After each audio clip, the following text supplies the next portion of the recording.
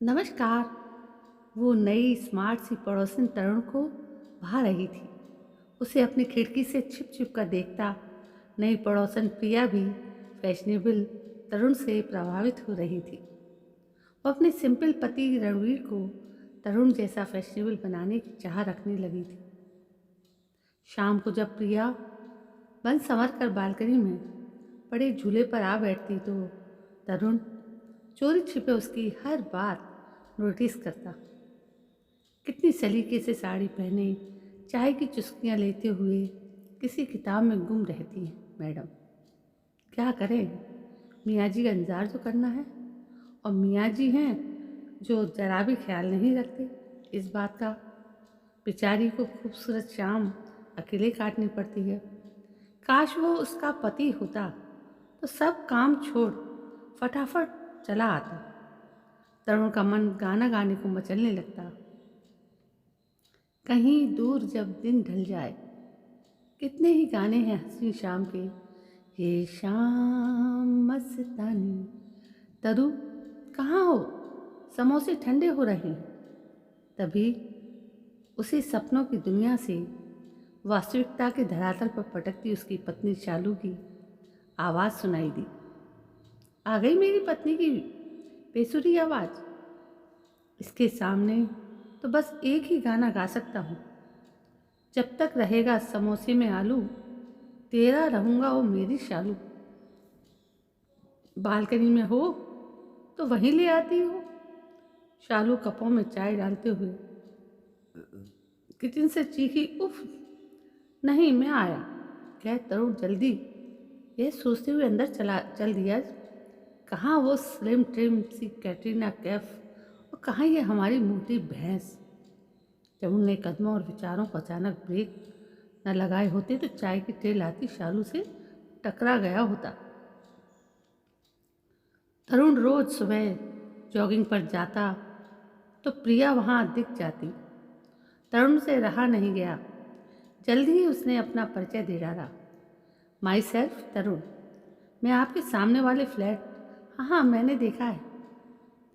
मैं प्रिया, और वे सामने जो पेपर पढ़ रहे हैं वो मेरे पति रणवीर हैं। प्रिया उसकी बात काटते हुए बोली, कभी रणवीर को लेकर हमारे घर आए। मैं और मेरी पत्नी शालू ही है। 2 साल ही हुए हैं हमारी शादी को। तरुण बोला, रियली, आप तो अभी बैचलर से भी दिखते हैं। प्रिया ने तरुण के मजबूत बाजुओं पर उड़ती नजर डालते हुए कहा, हमारी शादी को भी 2 ही साल हुए। अपनी तारीफ सुनकर तरुण उड़ने सा लगा। रणवीर साहब अपना राउंड पूरा कर चुके थे। अरे कहाँ, जबरदस्ती खींच कर लाती हो इन्हें घर से। 1-2 राउंड भी बड़ी मुश्किल से पूरा करते। यहाँ पास ही जिम है, मैं यहाँ से सीधा वहीं जाता हूँ 1 घंटे के लिए। वंडरफुल, मैं भी जाती हूँ उधर लेडीज़ विंग में। ड्रॉप करके ये सीधे घर चले जाते हैं। So boring. चलिए आपसे मिलवाती हूँ, शायद आपको देखकर इनका दिल बॉडी शॉडी बनाने का करने लगे। हाँ हाँ, क्यों नहीं, मेरी पत्नी भी कुछ इसी टाइप की है। जॉगिंग क्या, वॉक तक के लिए भी नहीं आती। आप मिलो ना उससे, शायद आपको देखकर वो भी स्लिम एंड फिट बनना चाहे। तरुण तारीफ करने का इतना अच्छा मौका नहीं खोना चाहता था। कल अपनी वाइफ को भी यहीं पार्क की सैर पर लाइएगा। फिर कल आपके पति से वाइफ के साथ ही मिलूँगा। Okay bye.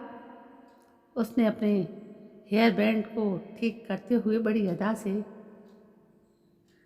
हाथ हिलाया। बाय कहकर तरुण ने लंबी सांस भरी। तरुण जानबूझकर उल्टे राउंड लगाने लगा ताकि वो प्रिया को बार बार सामने से आता देख पाएगा। पर यह क्या, पास आते आते खड़ूस से पति की बगल में बैठ गई। चल देखता हूँ क्या गुफ्तगू गुटुरगू हो रही है। सोच वो झाड़ियों के पीछे हो लिया, ऐसे जैसे कुछ ढूंढ रहा हो। किसी को शक ना हो। वो कान खड़े कर सुनने लगा।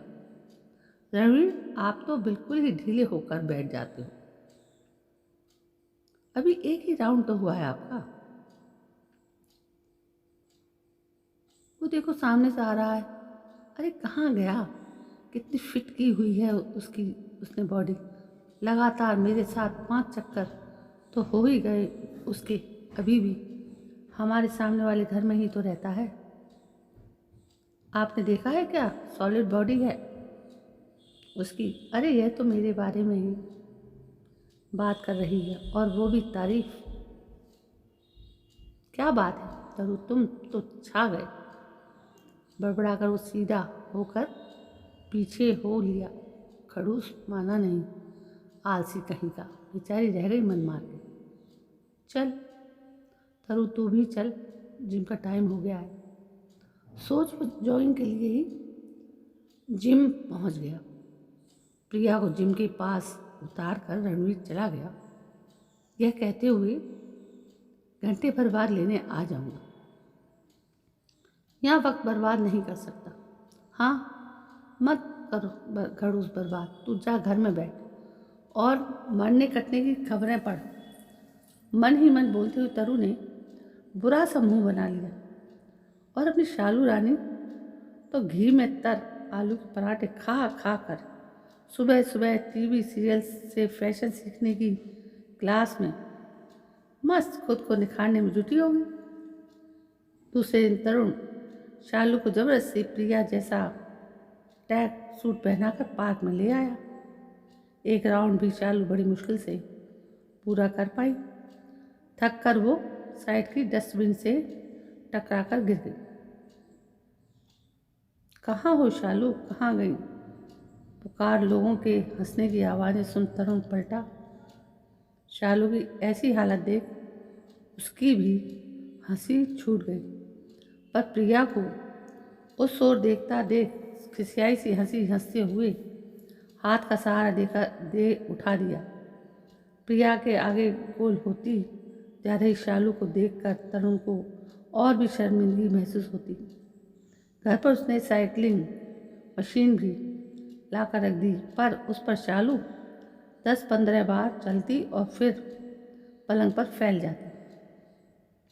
बस ना तो तरु हो गया ना आज के लिए। सुबह से कुछ नहीं खाने दिया, बहुत भूख लगी है। खाने दो पहले आलू के पराठे प्लीज़। खाने के नाम से उसमें इतनी फुर्ती आ जाती कि तरुण के छिपाए पराठे फटाफट उठा लाती और फटाफट खाने लगती। तुम भी खाकर तो देखो, मिर्च के अचार के साथ बड़े टेस्टी लग रहे हैं। बाद में अपना घास फूस खा लेना। पराठे का टुकड़ा उसकी ओर बढ़ाते हुए शालू मुस्कुराई। नो थैंक्स, तुम ही खाओ, कह तरुण डाइनिंग टेबल पर रखे कॉर्नफ्लेक्स दूध की ओर बढ़ गया।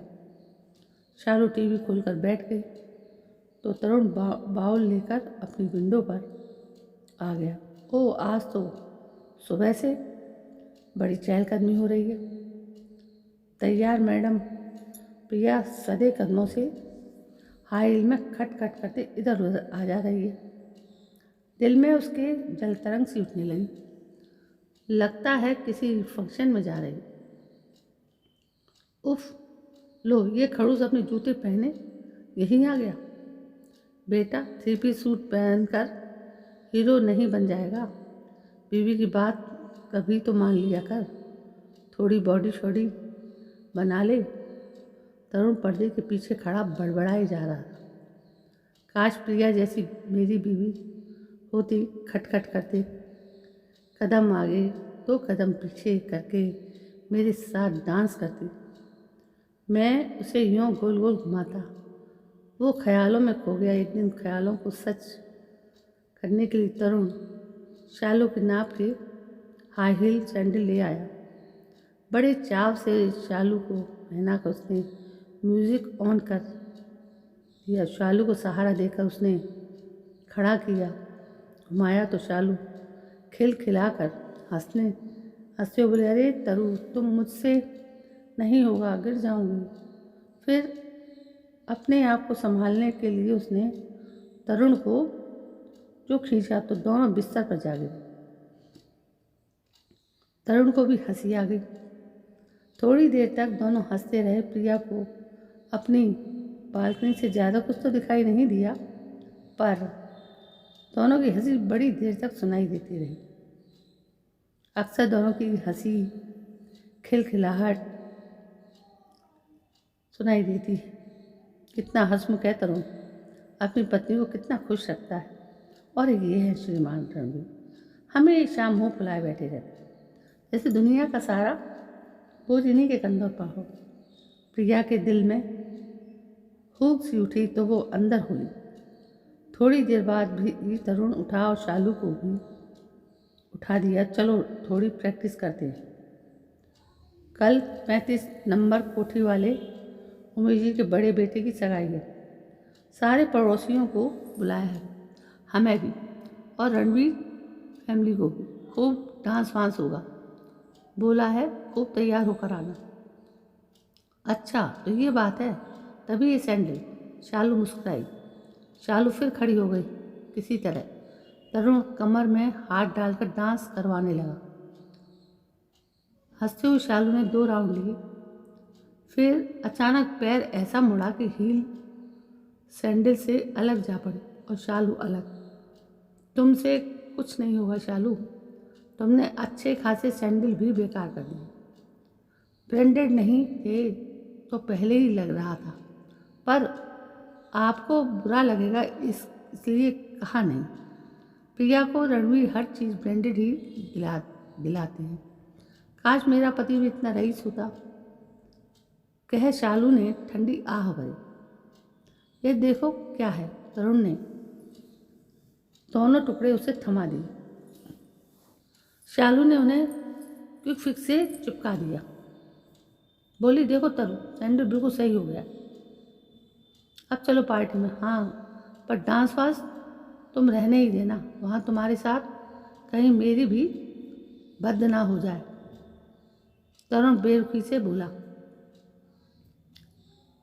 उधर रणवीर अपनी बालकनी में शालू की किचन से रोज़ आती आलू पुदीने के पराठों की खुशबू से काफ़ी प्रभावित था। पत्नी प्रिया के रोज़ रोज़ के उबले अंडे दलिया के नाश्ते से तस था। कई बार चुपके से शालू की तारीफ भी कर चुका था, और वो कई बार मेड के हाथों उसे भिजवा भी चुकी थी। आज सुबह भी उसे पराठे भिजवाए थे। शालू तरुण के साथ नीचे उतरी तो प्रिया और रणवीर भी आ चुके थे। रणवीर गाड़ी स्टार्ट कर रहा था। आइए साथ ही चलते हैं तरुण जी, रणवीर ने कहा तो प्रिया ने इशारा के चारों बैठकर गए और रणवीर बोला, पराठों के लिए थैंक्स शालू जी, आपके हाथों में जादू है। मैं अपनी बालकनी से रोज़ पकवानों की खुशबू का मज़ा लेता हूँ। प्रिया को तो घी तेल पसंद नहीं, ना बनाती है ना मुझे खाने देना चाहती है। तरुण जी आपके तो मज़े हैं, रोज़ बढ़िया बढ़िया पकवान खाने को मिलते हैं। काश अब आगे एक लफ्ज़ भी ना बोलें। क्या बोलने जा रहे थे? तरुण मुट्ठियाँ भींचते हुए मन ही मन बुदबुदा उठा। इधर शालू महंगी बड़ी सी गाड़ी में बैठ एक रईस से अपनी तारीफ सुनकर निहाल हुई जा रही थी। और प्रिया, हाँ फैट खूब खाओ और एक्सरसाइज मत करो, फिर थुलथुल बॉडी लेकर घूमना। इन्हीं यानी शालू के साथ तरुण की तारीफ में क्यों बोलेंगे? क्या गठीली बॉडी है, काश मिर्जा अभी ऐसा होता। प्रिया मन ही मन बोली। शालू पर उड़ती नज़र पड़ी तो न जाने क्यों वो जलन की भी महसूस करने लगी। गाड़ी के ब्रेक के साथ सभी के उठते विचारों को भी ब्रेक लगे। पार्टी स्थल आ गया था, मेहमान आ चुके थे, फंक्शन जोरों पर था। मीठी मीठी धुन के साथ कोल्ड ड्रिंक्स और कॉकटेल के दौर चल रहे थे। तभी वधू का प्रवेश हुआ। स्टेज से उतरकर लड़के ने उसका स्वागत किया। और स्टेज पर ले आया। तालियों की गड़गड़ाहट के साथ सगाई की रस्म पूरी की गई।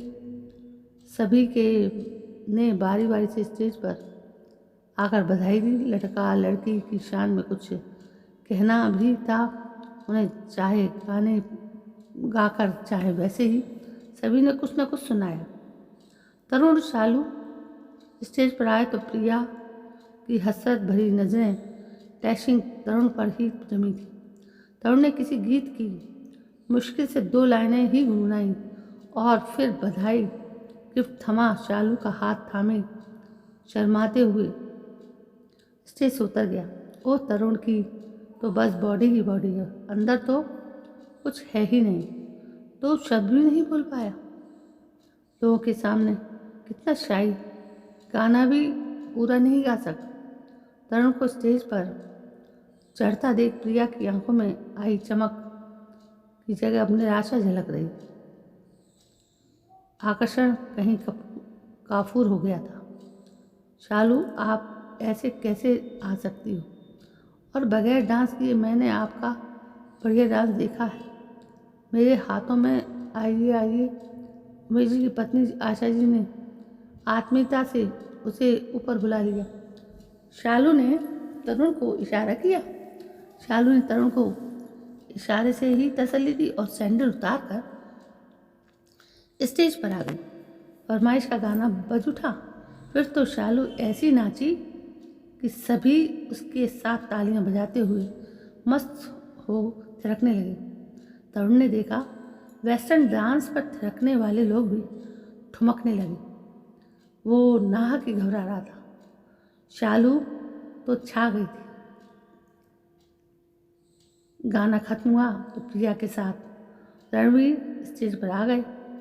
उसने अपनी ठहरी हुई आवाज़ और धारा प्रभाव में चंद शेर से सजे संक्षिप्त वक्तव्य के द्वारा सबको ऐसा मंत्रमुग्ध किया कि सभी वंस मोर कह उठे। प्रिया भी उसे गर्व से देखने लगी। कितने शालीन ढंग से, कितनी खूबसूरती से शब्दों को पिरोकर बोलता है रणवीर। उसके इसी अंदाज पर तो वो मर मिटी थी। उसने कोहने के पास से रणवीर को बाजू प्यार से पकड़ लिया था। दोनों ने फिर किसी इंग्लिश धुन पर डांस किया। सब लोग डांस फ्लोर पर सभी एक साथ डांस का मज़ा लेने लगे। डांस का म्यूजिक चल पड़ा था। स्टेज पर वरवधू भी थिरकने लगे। सभी पेयर में थे, नृत्य कर रहे थे। कभी पेयर बदल भी लिया कर जाता था।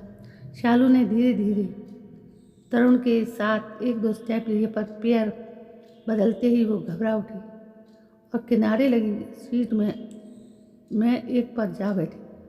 तरुण थोड़ी देर नई रस्म में शामिल हो नाचता रहा।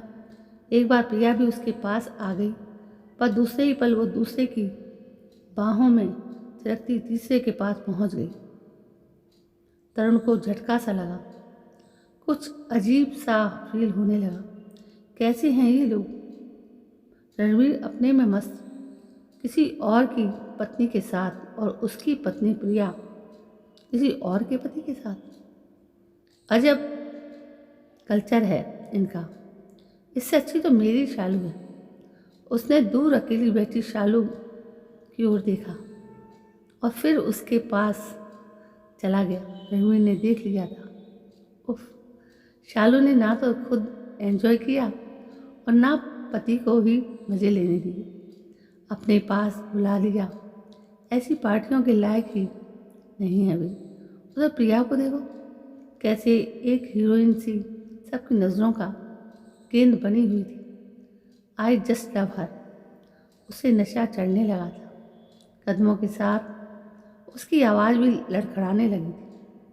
रणवीर ने प्रिया को पकड़ने के लिए हाथ बढ़ाया तो उसके कदम भी लड़खड़ाए और फिर फर्श पर जा गिरी। हड़कंप मच गया। क्या हुआ, क्या हुआ? प्रिया दर्द से करा उठी और पैर में फ्रैक्चर हो गया। रणवीर तो खुद उसे उठाने की हालत में न था। तरुण और शालू ने जैसे तैसे अस्पताल पहुंचाया। उमेश जी अपने ड्राइवर को गाड़ी ड्राइव करने के लिए बोल रहे थे, पर रणवीर माना नहीं। रास्ते भर तरुण उसकी इधर उधर भागती गाड़ी के स्टीयरिंग को मुश्किल से संभालता रहा, पर इस सब से बेखबर शालू महंगी गाड़ी में बैठी एक बार फिर अपने रईस पति की कल्पना में खो गई थी। प्रिया घर आ गई थी, उसके पैर में प्लास्टर चढ़ गया था। लाते समय भी शालू और तरुण अस्पताल पहुंचे थे। तभी एक गरीब महिला रोती हुई आई और सबसे अपने बच्चे के लिए खून देने के लिए गुहार करने लगी। तुम प्रिया मैडम के पास चलो शालू, मैं अभी आता हूँ, कह तरुण ने शालू से कहा तो वो उसका आशय समझ गई। अभी 10 दिन पहले भी नहीं हुए तुम्हें खून दिए तरुण, शालू बोली। तरुण नहीं माना, उस गरीब को खून दे आया।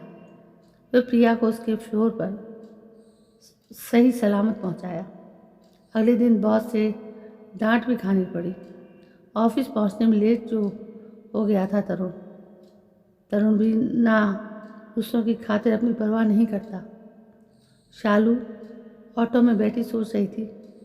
अपने ब्लॉक के गेट के पास आने पर उसने एक संतरे की रेहड़ी वाला दिखा। उसने ऑटो रुकवाया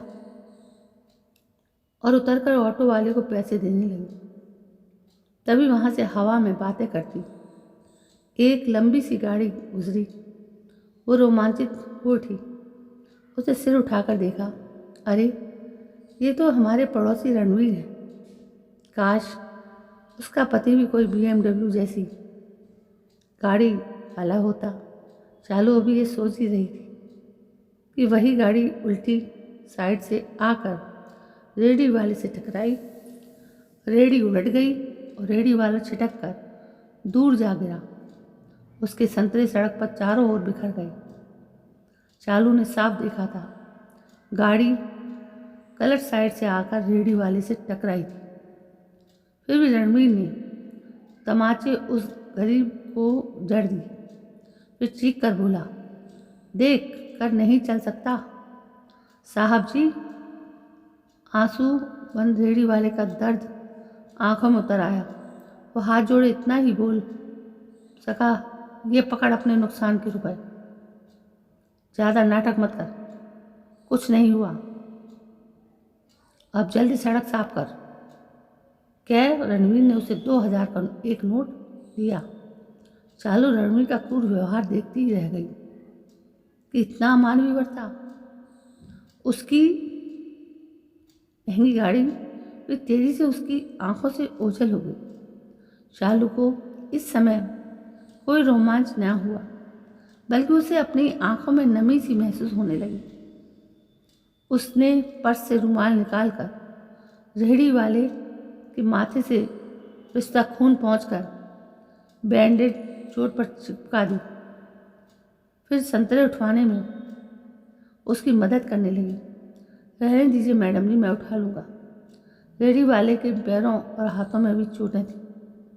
शालू ने नज़रों से ओझल उस गाड़ी की ओर देखा। वहाँ सिर्फ धूल का गुबार था जिसने उसकी सपनीली कल्पना को उड़ा कर रख दिया था। कि शुक्र है उसका तरुण महंगी बड़ी गाड़ी में घूमने वाले ऐसे छोटे दिल वाले के घटिया इंसान की तरह नहीं है। ना जाने उसने कितनी बार तरुण को ऐसे ज़रूरतमंदों की मदद करते देखा है। रईस ही तो है वास्तव में बड़े दिल वाला। रईस। शालू को तरुण पर प्यार आने लगा। वो तेज कदमों से घर की ओर चल पड़ी। तो दोस्तों, ये थी एक कहानी जो बहुत ही खूबसूरत थी, जो आपने आज सुनी। ऐसी ही कहानियाँ मेरे चैनल पर मैं आपको सुनाती रहती हूँ। यदि आपको ये कहानियाँ अच्छी लगती हैं तो प्लीज़ मेरे इस चैनल को सब्सक्राइब करना ना भूलें। मैं बहुत ही अच्छी, बहुत चुन चुन के आपके लिए कहानियाँ लाती हूँ। दोस्तों, ऐसी अगली कहानी को लेकर मैं आपके सामने जल्दी ही प्रस्तुत होंगी। तब तक के लिए मुझे आज्ञा दीजिए, कल मैं फिर हाजिर होती हूँ। जय हिंद, वंदे मातरम।